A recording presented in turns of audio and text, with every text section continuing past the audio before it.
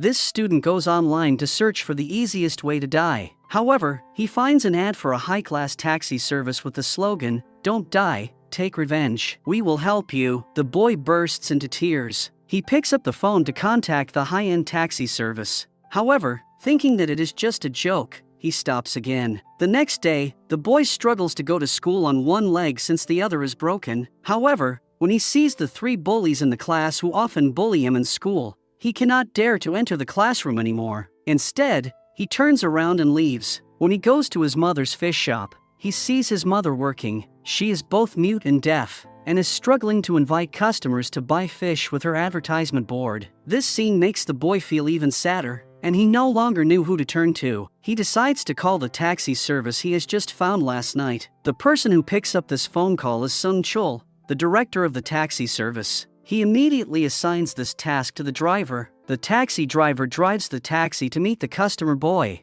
Upon reaching, he presses the button to open the car door so the boy can get into the cab. While sitting in the taxi, the boy asks the driver where they are going. The driver immediately tells him that they are going to take revenge. Then, the boy begins narrating his tearful story to this driver. His name is Park Young Min, and he transferred to a new school a few months earlier. During break time, 3 classmates intentionally approach him, making sarcastic remarks about the persistent fishy smell around him. Responding calmly, Young Min explains that the smell was because his mother ran a fish shop. Following that incident, Young Min becomes the continual target of senseless torment from the trio. Seeking help, he approaches his new teacher. However, instead of support, he receives advice to befriend his bullies. Adding insult to injury, the teacher criticizes the fishy smell on Young Min's clothes. As Young Min leaves the encounter, he is seized by the 3 bullies, who issue threats. They force him into joining them at a karaoke spot. There, they subject him to a brutal beating, strip him of his clothes, and steal all his money. On one occasion, when Young Min has nothing to offer,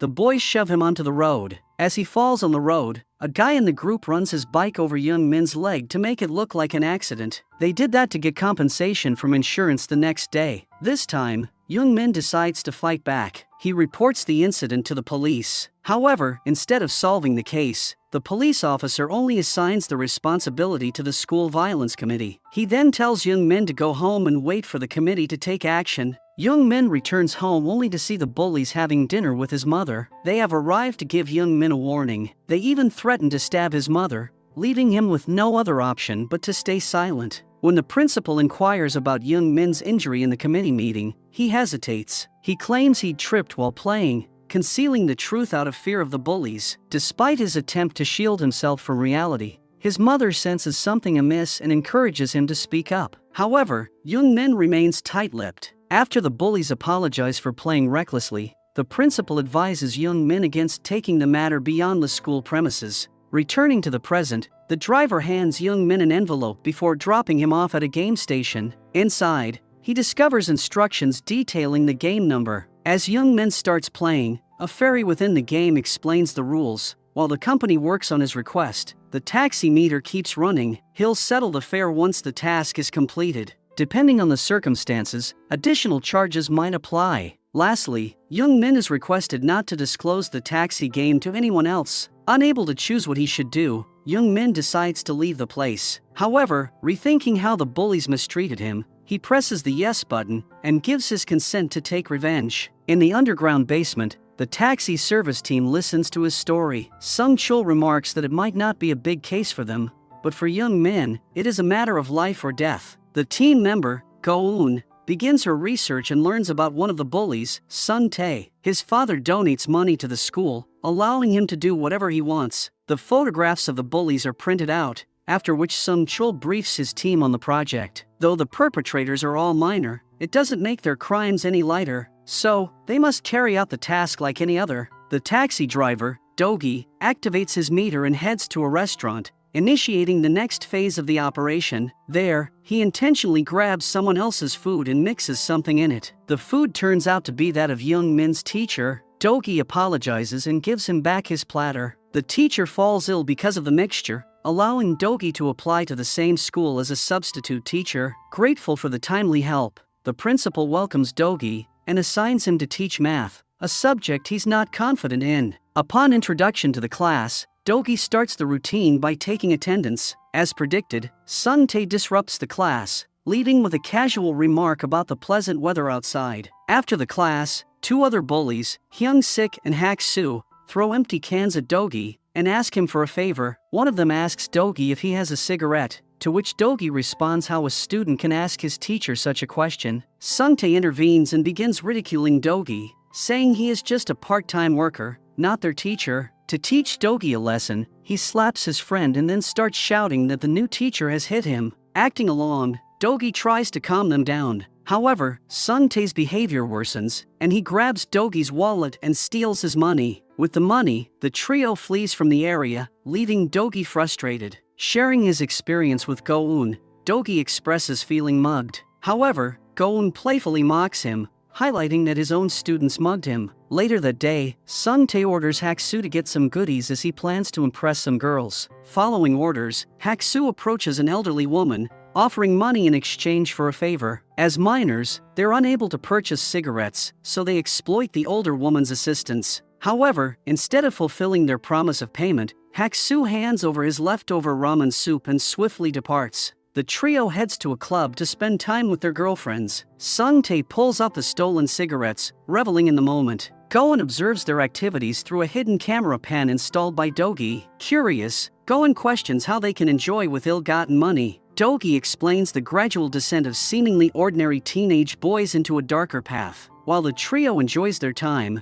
men in black suits approach them. The leader engages with Sung-tae, who hands over a sum of cash. It is revealed that these boys are more than just bullies. The next day, the friends are smoking cigarettes in the bathroom and bullying another of their classmates. While they are threatening him for money, Do-gi appears from the toilet room. He pretends to have some work with the student. When Sung-tae refuses to let the student go, Do-gi reminds him that he is their teacher and they must obey him. Despite Sung-tae's reluctance, Do-gi manages to take the student with him. At Sung-tae's house, the team plans to teach Do-gi a lesson. Sung-tae has an idea. The next day, the friends approach the older man to buy cigarettes. Fortunately, the older man has a stash specifically for students who can't legally purchase them. After obtaining the cigarettes, Hak-soo approaches Do-gi, claiming that someone's parents are waiting for him in the library. As Do-gi leaves, Hak-soo covertly inserts explicit content into Do-gi's bag while keeping a watchful eye on the surroundings. Meanwhile, Sung-tae threatens a girl to trap Do-gi. When she refuses to do that to a teacher, Sung-tae grabs her from her hair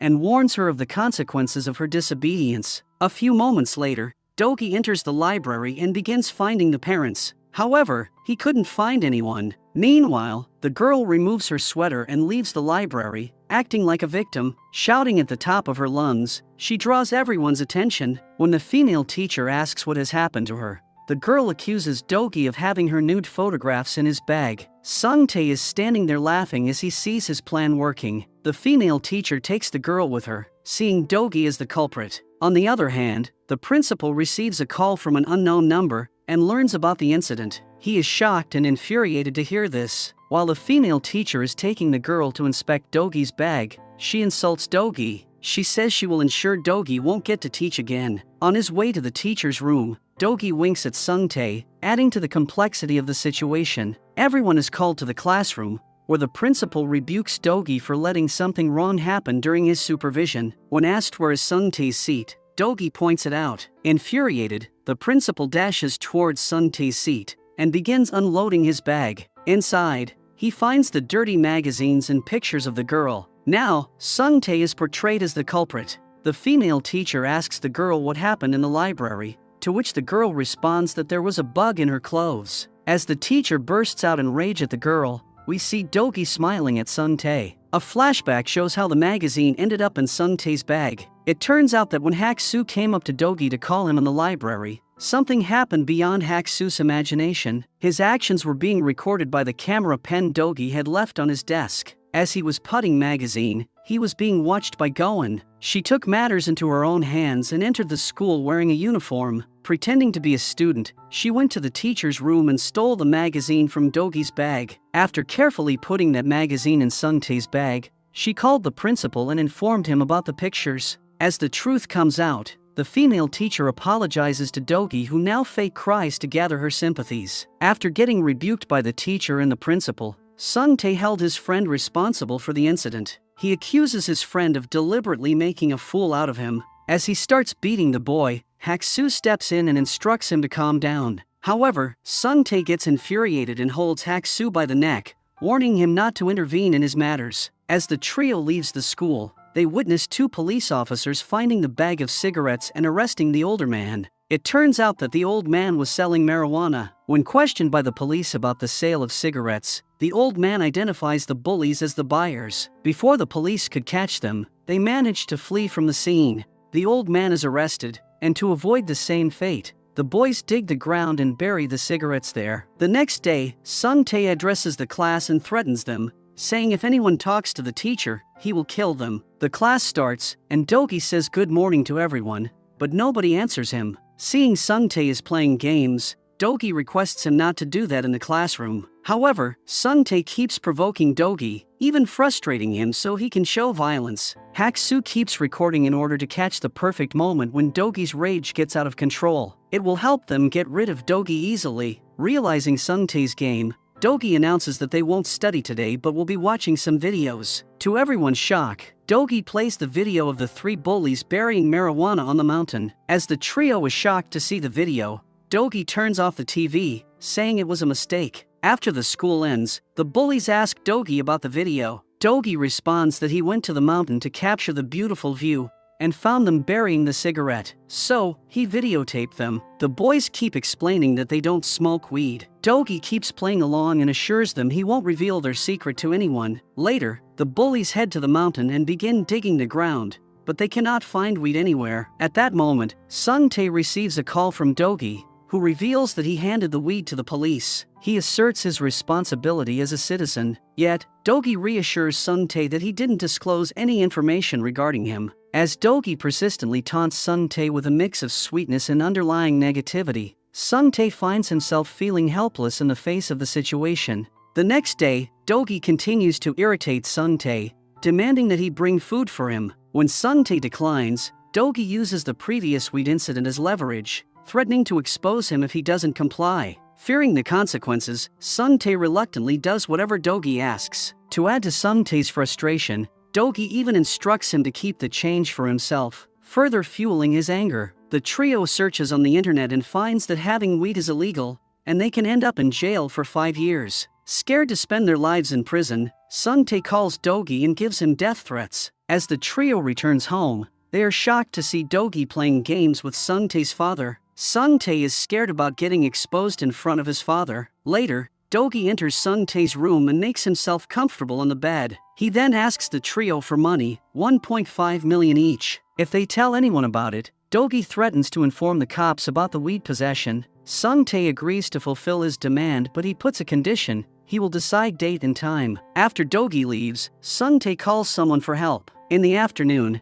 Dogi finds Young Min and encourages him to return to school starting next week. He's worried that skipping might become a habit that's hard to break. As a gesture of care, Dogi offers Young Min some food. Afterwards, Young Min assists his mother in closing up their shop. When asked about the food, Young Min discloses that his homeroom teacher was a generous giver. On their journey home, Young Min's mother affectionately holds his hand, expressing her unwavering love for her son. The following day, Dogi arrives at the school's rooftop and discovers a swarm of men dressed in black suits taking over the area. As he proceeds to get the money, Gohan asks if they should set it up, to which Dogi says yes. A clash erupts between Dogi and the men. With agility, Dogi evades each assailant, targeting their leader directly. Witnessing their leader under attack, the men retaliate. However, they prove no match for Dogi's combat skills. While Dogi is engrossed in combat, Sung Tae attempts a sneak attack from behind. However, when Dogi senses the impending attack, Sung Tae freezes,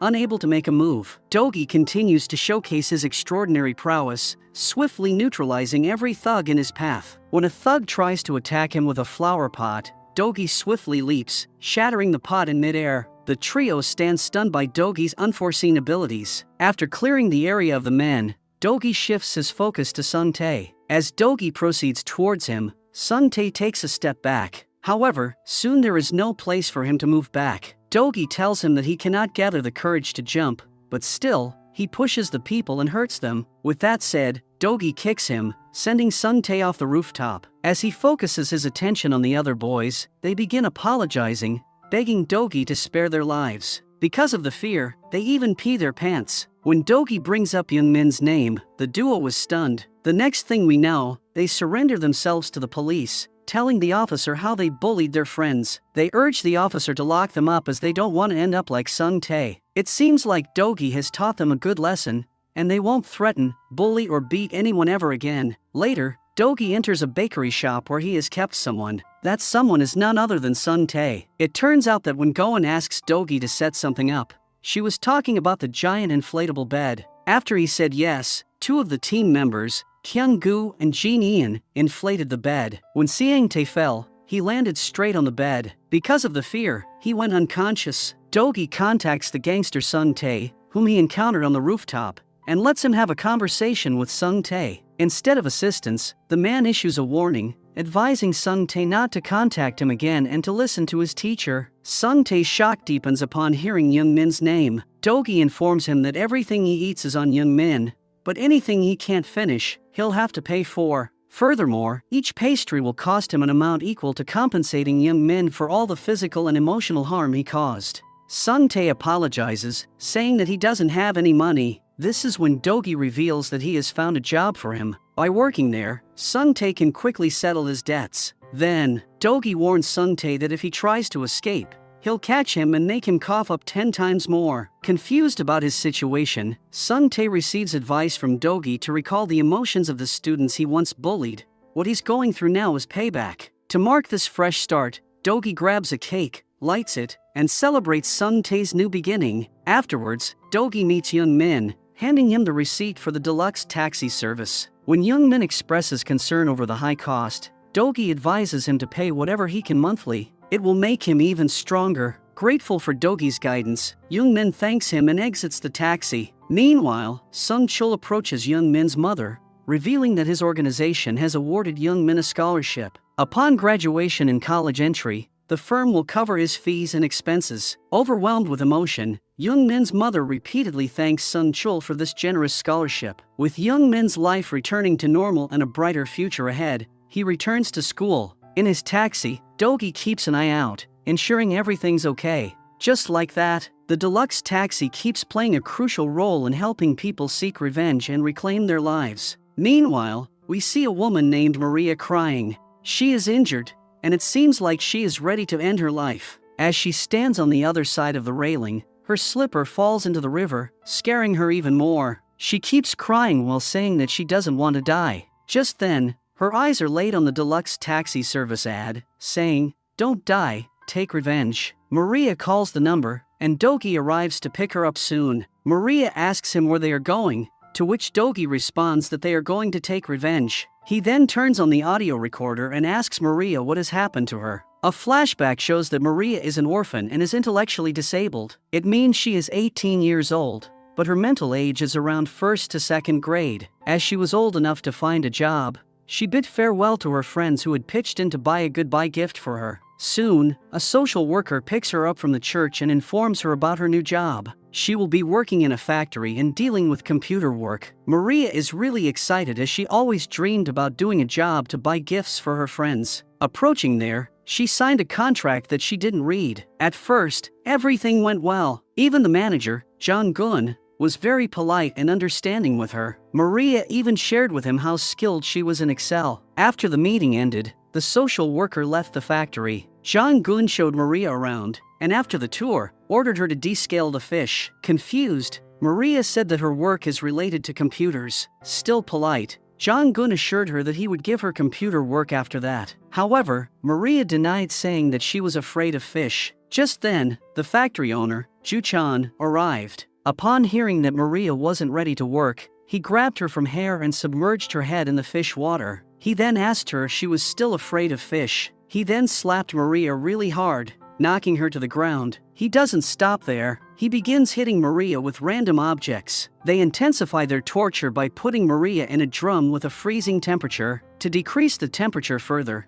Ju-chan adds a bunch of salt, and then closes the lid again with a sack. What they did next was even more horrifying. They opened the drum after a while and poured hot water on Maria, waking her up. After enduring so much torture, Maria agreed to work for Ju-chan. She would cry while describing the fish. One night, Maria tried to escape, and she did succeed. She found a police officer on her way and urged for help. The police officer turned out to be corrupt, as he took her back to Ju-chan's factory, where she was tortured again. They put her in the lid, while the police officer and Ju-chan had dinner together. Instead of helping the girl, the police officer splashed water on her already freezing body. He told her not to run away but to consider the factory as her home and work there without creating trouble. Adding to the distress, he made it clear he wouldn't rescue her in the future. To make matters worse, Jong-gun later called Maria into another room and subjected her to sexual assault. This horrifying experience led Maria to attempt suicide. After being taken to the hospital,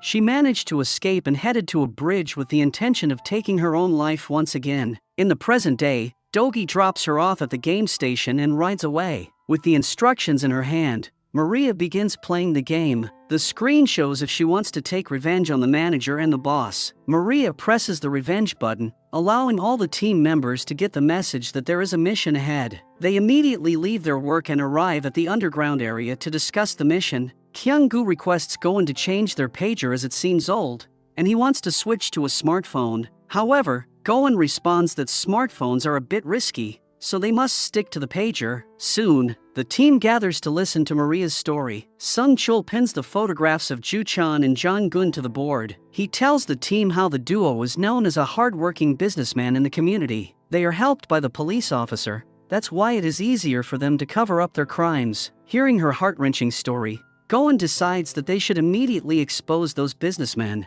Other team members also agree with her, and just like that, another mission begins. Dogi hops into his taxi, sneaking out from the underground building. Meanwhile, Goen, Kyung-gu, and Jin-Ian prep their van, turning it into a food spot to infiltrate the factory. Dogi also scopes out the factory, checking its ins and outs. Later that night, when Ju-chan and Jung-gun get hungry, they grab a pamphlet of the chicken spot that Kyung-gu and Jin-Ian gave them earlier. Jong-gun thanks for the fast delivery, unaware that he has fallen right into their trap. Little do they know, the deluxe service team has spiked the food with sleeping powder. As a result, Dogi scales the factory wall and slips inside. Thanks to the sedative-laced chicken, Ju-chan and Jong-gun are peacefully asleep. With precision, Dogi inserts a USB into Jong-gun's phone, granting Goen access to all the crucial data. Dogi finds a safe in one of the rooms and asks for Goen's help to unlock it. With the data recovered from the phone, Goen manages to come up with the code. Dogi enters the code but finds nothing in the safe. Returning to the living area,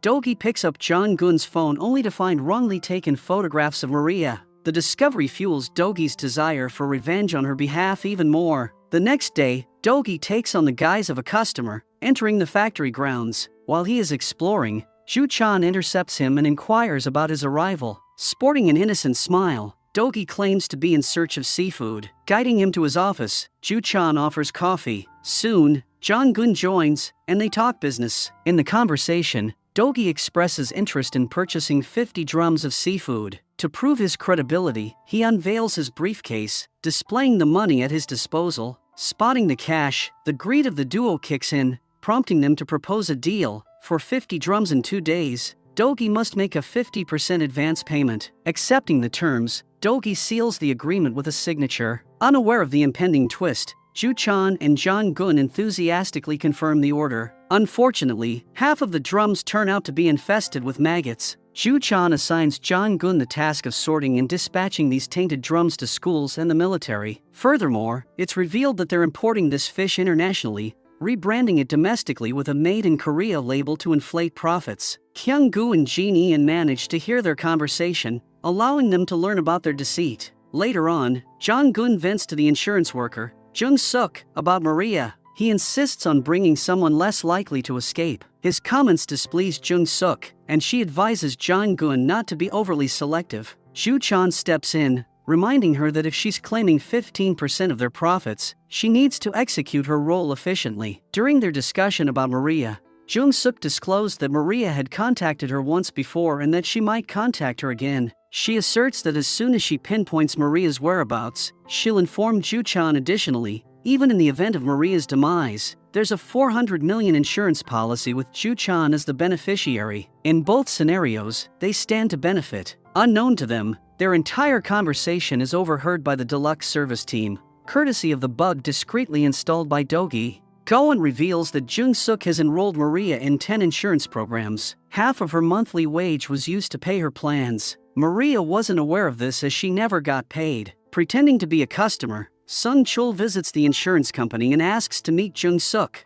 After hearing about the insurance plans, Sung-chul leaves the office, saying that he will visit again. As Jung-suk is waiting for a taxi outside the office, Sung-chul offers her a ride. When asked if he's decided on the insurance, Sung-chul suggests discussing it during the ride as he's in a hurry. Agreeing, Jung-suk enters the car, only for Kyung-gu to render her unconscious with a taser. They tape her mouth and disguise her with a hat to conceal her identity. Upon waking up, Jung-suk pleads for her life, insisting she's merely a social worker. Sung-chul calmly informs her they're taking her to the factory, promising decent treatment. Despite her protests, Kyung-gu incapacitates her once more with the taser as she continues to scream. Meanwhile, Jong-gun lines up 50 barrels of seafood. However, on his way to the factory, a masked man, likely Dogi, intercepts him. Armed with a wrench from the truck, Jong-gun engages in a showdown with Dogi. Unfortunately, things take a turn for the worse as Dogi sends him flying through the air, crashing back down with a nasty neck injury. With the shipment still in limbo, Dogi drops a bombshell on the greedy duo. He places another order for 20 barrels, warning that this time if they miss the deadline, he will hit them with a double penalty for breaching the contract. Once Ju-chan seals the deal, Dogi makes his exit. Ju-chan dials Officer Kim, who has discovered Maria's whereabouts. As Officer Kim rushes, Dogi follows him discreetly. He fixes a metal frame to the front of his taxi and rams it into Officer Kim's car, maneuvering the frame into the vehicle and forcing it off course. With a twist of the steering wheel, Officer Kim's car catapults into the air, crashing down. Dogi swiftly retrieves a black box from the officer's vehicle and vanishes from the scene. Meanwhile, Maria joins Sung-chul's taxi company, taking on computer tasks. Goen acknowledges Maria's skills in Excel. During their conversation, Maria takes a pill. When asked, she discloses that Jung-gun gave her the pills for strength. Curious about the pills' purpose, Goen takes them for examination. Subsequently, she contacts Dogi, revealing that Jung-gun had been giving Maria birth control pills. Dogi's making a move to swipe those drums again. On Jung-gun's way back to the factory, Dogi blocks his path. But this time, Jung-gun isn't alone. He's brought back up. It turns into a scuffle between Dogi and the guys. Dogi is pretty slick with his kicks and punches, gaining the upper hand. Jung-gun tries to attack, but Dogi stops him and keeps landing punches until Jung-gun hits the ground. While all this is happening, Ju-chan calls Jung-gun but has no luck. Dogi's got Jung-gun and tied him to a pole. At first, Jung-gun yells for help, but then it sinks in that Dogi's the one behind this mess. Meanwhile, Dogi gets a call from Ju-chan, who mentions the guy he sent to fetch the drums has gone missing. He promises Dogi 70 drums by tomorrow. Dogi warns if he doesn't get them, there'll be a price to pay. With that, he hangs up, leaving Ju-chan worried sick. To dodge the penalty, Ju-chan hits the internet to hunt down some seafood drums, but with Goen keeping an eye on his search history, she steps in, pretending to be a seller and takes the order. Kyung-gu and Jin-ian play the role of delivery guys, dropping off the drums at Ju-chan's factory. They can't resist poking fun at Ju-chan, wondering why a seafood factory needs to buy seafood from other sellers. Once the duo splits, Ju-chan heads back into the factory, only to bump into Dogi. Curious, Ju-chan asks who he is, and Dogi coolly declares himself as their seafood thief. A brawl breaks out between the two. Armed with a stick, Ju-chan tries to strike. However, Dogi outmuscles him, lifting and slamming him against the wall. Ju-chan attempts a comeback, but Dogi proves too formidable. In the heat of the clash, Dogi's mask slips, exposing his identity to Ju-chan. Infuriated, Ju-chan lashes out, labeling Dogi as scumbag and launching an attack. Dodging the blows, Dogi delivers a powerful punch, sending Ju-chan crashing to the floor. In a tense moment, Dogi questions Ju-chan's morality, calling him out for exploiting people with disabilities. He points out how Ju-chan makes them work like dogs and assaults him daily. With Ju-chan's face bloodied, Dogi seizes him by the hair and submerges his head in water. mirroring the cruel act Ju-chan once inflicted on Maria. He then kicks him out of the factory and locks him up in the drum. He is being treated just like he treated others. With Ju-chan and Jung-gun out of the picture, the team steps up to determine the company's future. Sung-chul proposes a plan where the company's earnings directly benefit disabled employees. Turns out, Ju-chan had manipulated things and registered the company under a disabled worker's name, making it simpler for Sung-chul to transition ownership to the employees with disabilities. To cover the taxi fare, the team sells the drums and manages to gather the necessary funds. As the mission wraps up, Maria receives a heartwarming surprise from her orphanage friends. They have the toys she always wanted to buy for them. Stepping outside the factory, she spots a deluxe taxi driving away, revealing Dogi's kind gesture. He's the one who bought the gifts for the kids.